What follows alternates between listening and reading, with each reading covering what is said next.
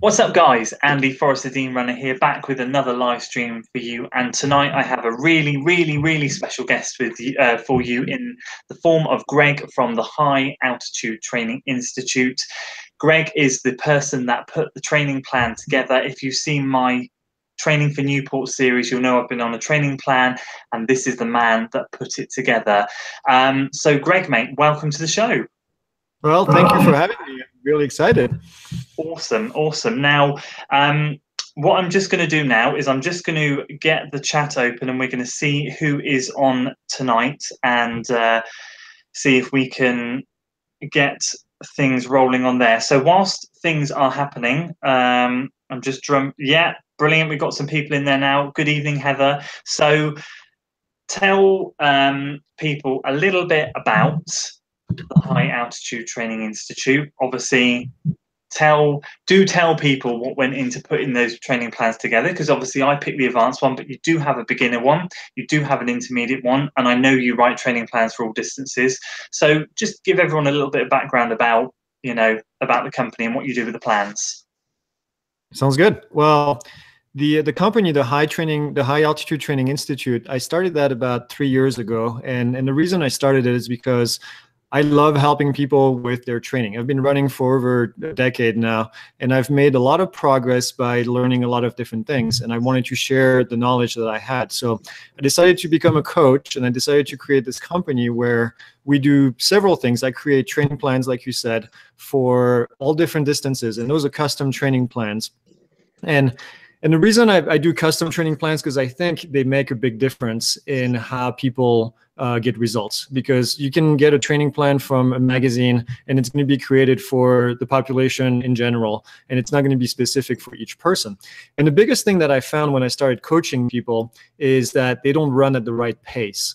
And I created this thing where I have tables with different paces for different types of workouts that are very specific to each person. And I think that's what one of the big success with the training plan that you did is you were training at the right pace for your level of fitness.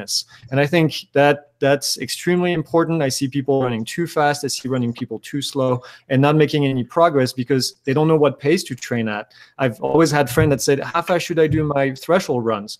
How fast should I do my slow runs? How fast should I do my runs, my 200-meter repeats, all these things. So I share this with people, and that's how the company came up to be. Now, I live in a beautiful location at high altitude. I live in Prescott, Arizona. We're at 6,000 feet elevation. We can get up to 8,000 feet elevation. And since I moved here, I've made a lot of progress in my training. And I wanted to share some of the high altitude benefits that I get from training at high altitude with people. And that's how the High Altitude Training Institute came up to be. And I have camps in the summer where I invite people to come over and run with us. We have hundreds of miles of trails within a few minutes of downtown. So it's really trail paradise here. And the summers are really mild because we live at high altitude. So it's a great place to train for a week, 2 weeks, whatever you want to do, and get your training up and get your fitness up before a race, in the middle of training, whenever you want to do it. It's a great opportunity, and it allows me to meet new people and help them with their progress. So that's essentially, in a few words, what we do, and I love doing it. I love working with people. I decided that I was going to do one training plan online for free, and I think the half marathon plan is the most solid plan that I have, and I wanted to share it with people, and I wanted to do 3 different levels because everybody's at the different level, and you picked the hardest one, which is I've gone through that training plan myself. It's a beast. It's no joke. I love seeing your videos because the things that you're going through were things that I went through when I did it, and I've done it probably 4 or 5 times now. And I know what you're going through, and it was just awesome seeing you doing all these things. So I'm glad you get some result. I'm sad that you didn't get to race it, but it was so cool to see you doing all these workouts and getting better. Do you know what, mate? It was I've got to say, you do absolutely phenomenally with where you live. Like, the videos you put out on your YouTube channel are beautiful, and I completely understand why you want to share your benefits with other people. You're a very fast half marathon runner. Correct me if I'm wrong. I think your PB is something around 114, 115, 116. Is that right? 116 is my PR right now, and I'm going for 115 hopefully. I discovered something. I'm actually getting ready to do a video. I had some not health issues, but diet related issues. And I'm going to come up with a video to explain to people what I've done. And I haven't posted in a while because I have been struggling. I've been trying to find what's been the problem with my training. And I found what is wrong, and I've made significant progress in the last 2 weeks, and I want to share with people what I did and what my next goal is going to be. So that's coming up really soon. So if you want to join, just subscribe to the channel, and you'll get more information in the next couple of weeks. That's fantastic, mate. I will pop a link to your channel in the description of this video after we've streamed, so people can go over and head over there. And it's interesting you say that, because as much as I want to keep on the training plan topics tonight, and guys, obviously there's a lot going on in the chat, I can see it. Please do post any questions you have about training plans tonight, because we will fire them at the expert tonight, and Greg can answer your questions. So do get posting those questions, and we'll hop into the chat in a second. Diet thing's really interesting, mate, because I struggled last year to, and I won't go into detail because it's not nice, but I struggled last year in particular to train of an evening, because I'd find whatever I ate in the day caused havoc with my stomach, and I went through hell, to be honest with you. I could only run in the mornings. That then meant I took time off my business in the morning so I could run all the time, and then my business sort of started to suffer because I was taking so much time off, and it was a knock-on effect. And it wasn't until I sat down and went through and worked out that I have real issues with yeast. So I've had to cut out things, bread, anything with yeast in it, and my running has transformed. And obviously we'll wait to hear what yours is and dietary issues and things like that, but diet is such a major thing in the running world, and some of us have iron stomachs and some of us has really sensitive stomachs. I mean, I can go out with James and he can eat a curry 2 hours before going out for a run and be absolutely fine. I, on the other hand, can eat a piece of bread and my stomach will go into meltdown. It's insane. But anyway, we'll wait to see that video. So yep. Yeah, your the plan the plan was brutal. It was hard. I was really proud of myself because there was only one thing that I couldn't quite achieve, and that was on the week of the 12 by 1K reps. That was just, for me, a step too far, and I had to scale it back to 10. But other than that, we stuck to the plan and we stuck to it really well. And I will say to everyone now, if you follow me on Strava or not, you will have seen that last night I went out and did 6 1K reps, and I ran those at a pace. I ran them at 6:30, 6:28, 6:26, 6:22, 6:21.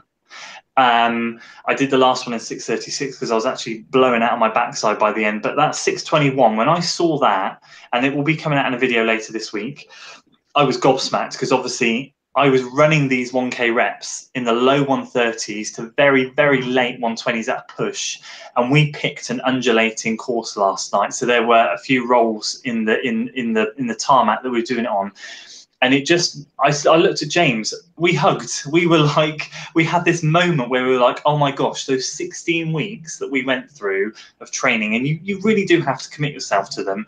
But it was so worth it. It's so worth it. And all we kept saying was, wait to the summer, wait to the summer. This training is going to be amazing for our summer races. But already now, the benefits are sinking in, and it's exciting, because being on a plan, I find, can be very arduous, hard going, tough mentally, but so rewarding. And if you're prepared to put in the graft and you want that progress, my word, you can make such improvements. And I can't stress enough that if anyone is thinking about a half marathon training plan, that they've got to go and check out this one that Greg's done, because it's not a cookie cutter plan. It is tailored. Greg has gone to the time to put a pace chart together. He's done everything. And like you said, if we go back to that comment you made, and I hear it all the time, people train at the wrong paces, and it's such a key thing. You need to work out your paces before you jump into this plan, and when you've got it, you can make absolutely massive strides. Yeah, I've coached people that came to me and they were doing 80 to 100 miles a week, which is not my preference, which is way too much, I think. But they came to me with that, and they were trying to kill every single workout. So they were going out for their easy run and killing the run, and then they didn't have the fitness to go and do the good workout, what I call the quality workouts in my plan, because they were just shot from doing an easy run. And so that right there, I try to teach people, hey, slow down on these easy runs. You have to really go easy, and this is the pace that you should be hitting. And that made a big difference. We scaled down from 100 miles a week to about 60 miles a week, and we get better results at the end. And he could actually race a race without being completely dead and tired because he had killed every single run. You don't go out every day to kill runs. I kill runs twice a week on, like you did, on the short distance workout on the track, and then when the mile repeats, and then once in a while you do a marathon pace run. And that's really all you have to do. Everything else in between is easy runs. You really have to take it easy and recover, and use these days to really let your body rest so you're ready to do those hard workouts. Yeah, so, definitely, mate. I agree. I put a video up about halfway through the plan saying my top 3 tips for half marathon training, and one of them was don't be a workout warrior, because I think some people can go out there. I mean, it might be a little bit wrong, I don't know, but I was always of the opinion that I wanted to try and negative split my workouts. So if I did reps, I always used to start off just a touch slower so that I could finish strong, and B, I wanted to finish knowing that I had enough for one more rep in me. No more, no less. If I knew I had less than one in me, I'd not worked hard enough. But if I knew that I was going to pull over to the side of the road and be sick everywhere, I pushed far too hard. And by doing that, it kind of allowed me to successfully complete the workouts and get to the point where at the end of the training plan, I feel like I could have gone and given my best shot. And obviously, we didn't have the race. I am trying to arrange another race. It's probably going to be in May now. But I will certainly be jumping on the plan. I'll probably do the plan again in June, so that I can get ready for an August half marathon. But mate, before we go any further, questions are flooding in for you. So I'm just going to ask you a few. I'm going to tell you who's in the chat. I'm going to ask you a few. So we've got Heather in tonight. We've got James, my running friend. We've got Brian from Rossa Runs. We've got Alex. We've got Jack. We've got Chris, 4D Runs. We've got Rich from Bays 187. Joe Milton Running. Mate, there's loads of people in here tonight. And my viewer from Saudi Arabia who comes, he's awesome. Mate, thank you so much for being in here. And Malloy Runner from Ireland. So, questions for you, mate. Brian asks from Rossa Runs, do you customize ultra distance plans? And he has a second question further on down. If it was an ultra plan that you did customize, what is the length, the average training plan length? 60 days, 90 days? Those are really good questions. So yes, I do training plans for 35 milers, 50 Ks, 50 milers, 100 milers, 100 Ks. I have plans for all 4 of these distances. And you did the plan for road running. I have a plan for trail running that is trail specific, where I actually introduce some hill repeats on the trails, where you're going to do some speed work if you want on the trails, on a terrain that's going to look like what you do on race day. So it helps you figure out how fast you can run on these, because running on the track is not for everyone first. And then running on the trails at faster speed is also very important for fitness, for agility, and a lot of different things. So I do these training plans for trail running that are slightly different with different workouts. The second thing, how many weeks? That's a question that comes up all the time. 16 weeks is the minimum that I would recommend, because we need 3 phases at least. We need 1 phase where we're going to build some mileage, which is kind of optional if you already have a good base, which is what you did. You had a really good base, and we skipped the first section, the first phase, and you went into phase 2, phase 3, and phase 4. And so 16 weeks is the minimum that I recommend. 24 weeks is what I like to do, because it gives me time to build your mileage, to build up and ramp up so we can get into phase 2, start to introduce some speed work, get into phase 3, which is going to be the really tough section, the part that you remember as being hell. And then phase 4, which is going to be the cool down and the taper. So short answer, 16 to 24 weeks is pretty good. I don't do anything less than 12 weeks. 12 weeks doesn't give me enough time to build up any kind of plan that makes sense. Perfect sense, mate. That's awesome. Thank you. I hope that answers your question, Brian. Chris from 40 Runs, where are you in Arizona? In Prescott. what have we got next? Right, Heather asks, I live in Denver and I'm traveling to Florida for a week. How much trouble will I have readapting when I come back to Denver? For just 1 week, you'll be fine. If you live in Denver, you live at high altitude, 1 week isn't going to make any difference. So you'll actually feel really good in Florida. I used to live in Florida. I go back and race in Florida because it's so much easier out there. And so you won't have any trouble for 1 week. You won't lose any fitness. That's awesome. I mean, I'm not in a position where we have, I mean, we're in the forest here. We get up to, some of the peaks are around 1,000 foot.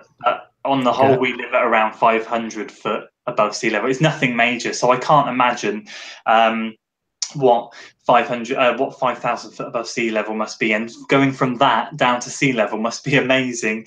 And I live at about 6,000 feet, and I have mountains around me at about 8,000 feet, and then I can go to Flagstaff, which is about an hour away from here, and we can get all the way to 12,000 feet. So it's a whole gamut of altitude, and it's been awesome for the training for sure. And it's all uphill, downhill. There's no flat where I live. So if you look at my runs on Strava, it's going to be about 100 feet of climbing per mile on average. That's what I run year long, is about 100 feet every mile on average.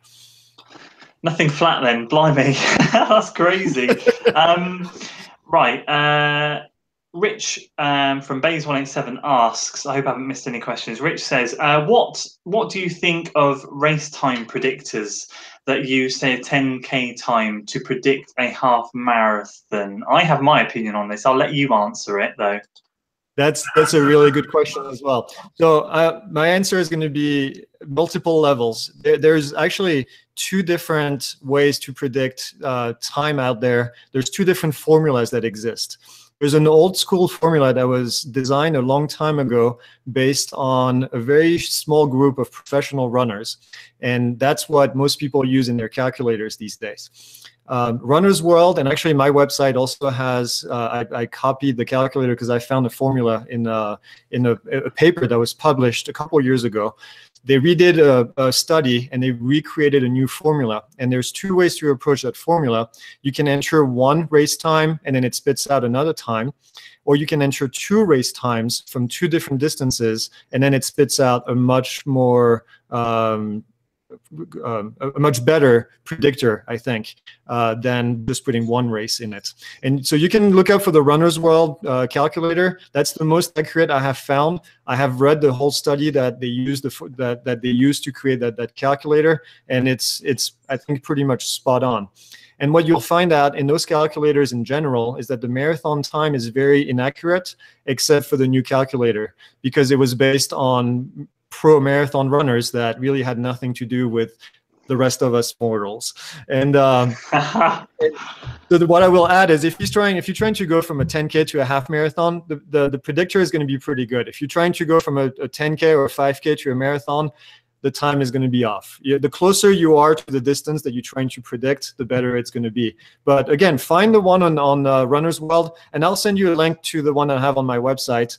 I'll put it in the comment of this video so you can see. You just input the time, and then it'll give you the ability to choose between two different ones, two different distances, and that really gives out a really good time. I think that's a very good predictor.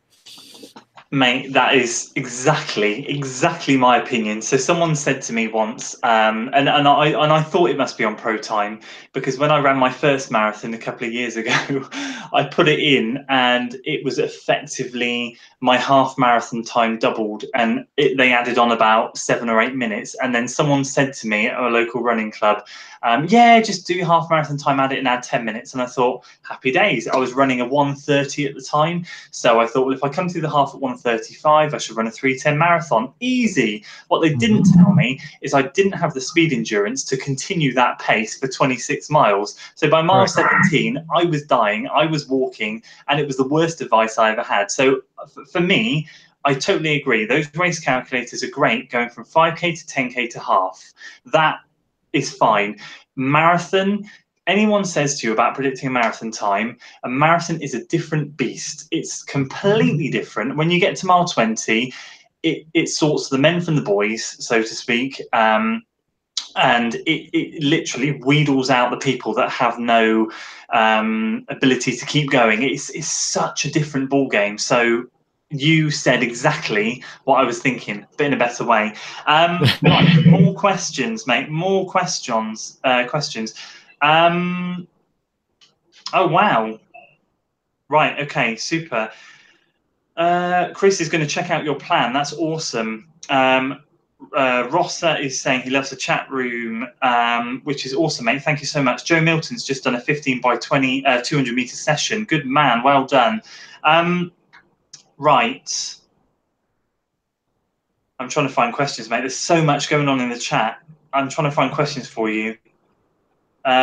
Chris from 40 Runs says he loves Prescott. He was there a few times. Super jealous. That's awesome. Everyone says they need to move there. Right, that's awesome.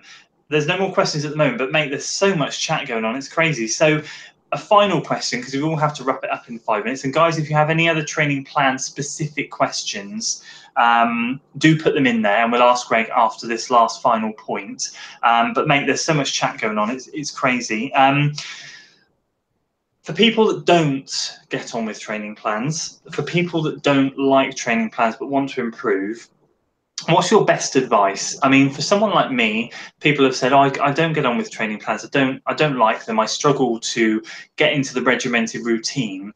They just, let's say an average runner that just goes and runs 3 days a week and then just go out and run with no specific structure. What would you say to them is the best way of starting to improve their times, that doesn't want to jump on a plan, or that you would potentially like to try and convert later on to using a plan? I mean, I've always told people, hey, just on one of your runs, slow it right down and then see some lampposts and sprint between them, and just get used to doing something a bit different than going out and running. But that's, you know, that's only what I've thought of. What would you say to someone? So there's two things I think that are very important to making progress while running. The first one is consistency. You cannot take a long break. You have to keep running. I don't want to say year long, because I do take a week off at the end of the year, or 2 weeks off, but that's really no more than 2 weeks. Coming back from a 2-week break, you're going to see a little bit of loss, but not a whole lot. But if you keep training and then stopping for a month or 2 months and then coming back, you've lost everything that you've gained. So consistency is the key. Even if it's just a little bit of running, just continue running, very low mileage, but stay on your feet. The second thing is, in order to get faster, you have to run faster. All right. In order to run faster during a race, at one point you have to push yourself to that pace during your training.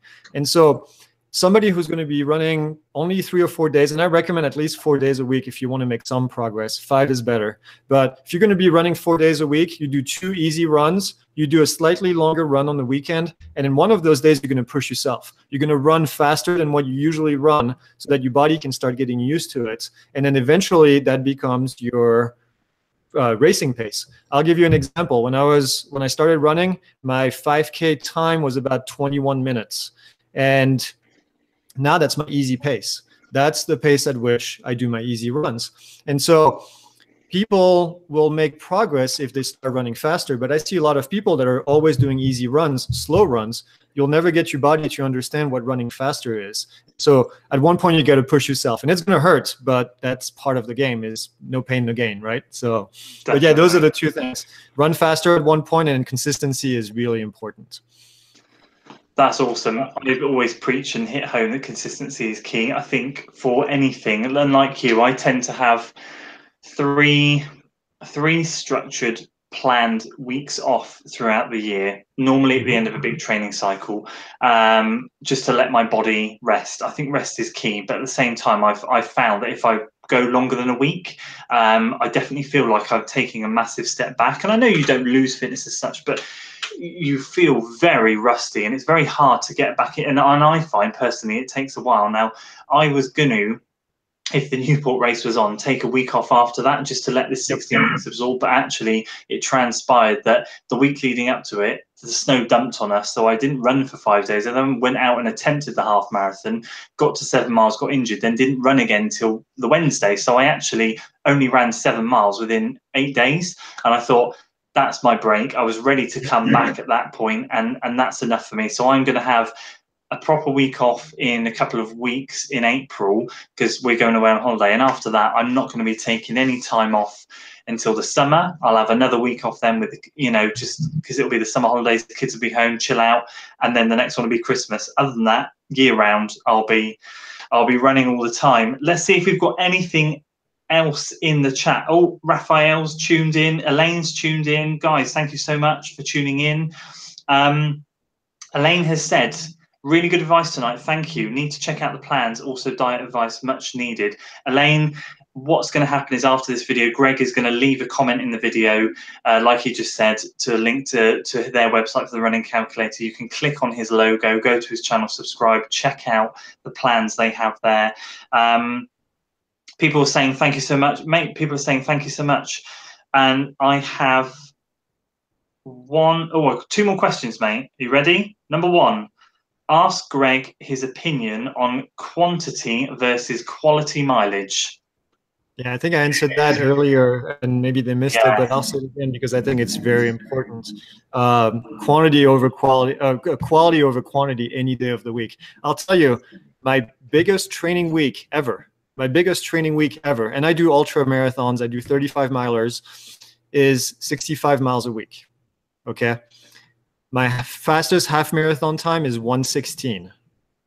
And I did that on about 50 to 55 miles a week. I see people out there that are going to 100 miles a week. I don't know for what reason, because it's a round number and it's 100 and it's cool. It has no real reason behind it. Okay. And so I'm of the philosophy of less is better, but you're going to do some quality workouts. And I tell you, if you go on the track, you're going to be hurting. And you know this because you've gone through one of my training plans. So when you go out there, it's going to be short, but it's going to be intense. And you don't need to do 100 miles a week to be successful. Yeah, if you want to go to a 2 or 3 marathon, yeah, you're going to have to go and do that. But at the mortal level, like I call it, very few people need to run 100 miles a week. That's awesome. And do you know what? James and I were planning a live stream on quality versus quantity, and you've just backed up everything I say, because James runs about 35 miles a week, and he could run with that training we were doing, he could run a 1:22 and beyond, I think now. And I was running a maximum of 50, but around 40 to 45 miles a week is my base mileage. It's where I sit at. I did 43 last week. I'll be nearer 50 this week, and that's where I sit throughout the plan. It's the same. And I knew that if the stars aligned on the day, that I could have got a 1:20, 1:21. And I certainly went out on the day of attempting my half before I got injured at Newport, and I was well within 1:21 parameters. And I think I see a lot of people running 60, 70 miles a week and running slower times than me. And I just want to say, for the last 3 years, or the last 2 years, I've run 4 days a week, and 2 of those days have been very structured sessions, a VO2 max, a threshold, easy run on one day, a long run on the other, and I've never changed, and I've seen great results. And like you said, we are mortals. We're not elites, we're mortals, and you know, you're proving it. 60 miles a week, 1:16, that's, you know, it's an insane time. Last question. From our chap in Saudi Arabia. He says, a friend of mine runs 10K every day and a long run for 2 hours and managed to run a few sub 3 hour marathons. He's never followed a plan. What's your opinion on that? So, I mean, 10K every day is not really all that bad. My short run is usually 6 to 8 miles or 10 miles, depending on how far I am in the training plan. So that's a pretty good idea. I would add some speed work because I think it helps your fast twitch muscles and it helps you get faster. But there's nothing wrong with running a bunch of 10Ks and just going out there. 6 miles, 8 miles for a half marathon, that's a good distance. And sub 3 marathon with that kind of training, it's pretty good. I think he could benefit from adding some speed workout to his training and get even faster. And like you said, you know, you can, and by the way, I think you have the potential to get to the 1:15, to the 1:16, the 1:17 on your half marathon. I've seen some of your time on Strava, and they're not very far from the training times that I have in some of my trainings. And so you're right there. You just need to get that confidence in you and get sub 1:20, and then you'll get there. Mate, that's, you know, I really appreciate that. Thank you. That is my goal. My goal when I set out running, and it's a very pie in the sky goal, but I'm breaking it down in chunks. And I know mileage will need to increase a bit, but my pie in the sky goal is a 1:10, and I've set that in many moons, like not now, not next year, not the year after, but I just want to get there, and I will take a chunk off each time and just, you know, keep chipping away. For now, my PB is 1:27, which I set on a trail hilly course, so I just need to go and run a flat course and set a new half marathon time, get that benchmark done, and push on. We've got Raphael in, who he's a 2:40 marathoner. He's a very good runner. He says, I'd only advise to train without a plan when you're able to write a training plan, meaning you've got to know what to do next without a schedule. You must be very smart and listen to your body. And he does very, very quick times. And James, who asked a question about quality versus quantity, said, in answer to what you said, my point exactly. I run 35 miles a week, and I'm capable of 1:23.5. 3 runs a week. You don't need huge mileage to be fast, which sums up the whole quality versus quantity. So, mate, I mean, this chat has been crazy tonight. Everyone's saying thank you. We've had at points over 20 people watching live, 17 now. I just want to say a massive thank you to you for joining. A massive thank you for you for putting this training plan together. As I said to you before we came live, you know, what a legend for being able to put the time together to sit down and write a free plan for people like me to use. I mean, I've benefited massively. I can only extend my thanks. I can only hope that by broadcasting my training, it's allowed other people to find your plans, because I have seen other people comment saying they're using it now. More people tonight now know about it. The more people that can get benefits off your hard work, the better, as far as I'm concerned. So a massive thank you there. Guys in the chat, I just want to say, guys and girls, thank you so much. Everyone's saying thank you, mate. Everyone's saying thank you. So Greg, if you can please post when this broadcast is saved at the end, if you can just post a comment below. I'll also put it in the description of the video when the video is saved of your channel. If you can post in there so people can head over there, check out the plans, that would be amazing. And mate, all I've got to say to you again is once again, thank you so much. Well, thank you for having me. Thanks you guys for all the questions. Any questions you have, you can put them on the comment in this video that you're going to post, or you can put them anywhere else.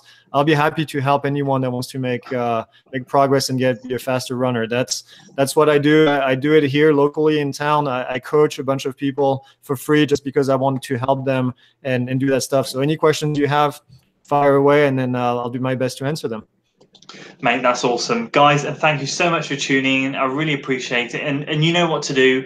If you have enjoyed this live stream, please do give it a thumbs up. Let me know you've enjoyed it. Let me know you've enjoyed the advice Greg has given us all. Please do share the video with your friends if you want a good training tips Q&A with an expert here. And also, if you're new tonight, please do subscribe to the channel. Once again, guys, thank you so much. Greg, mate, thank you again. And I'll see you next time. Thanks.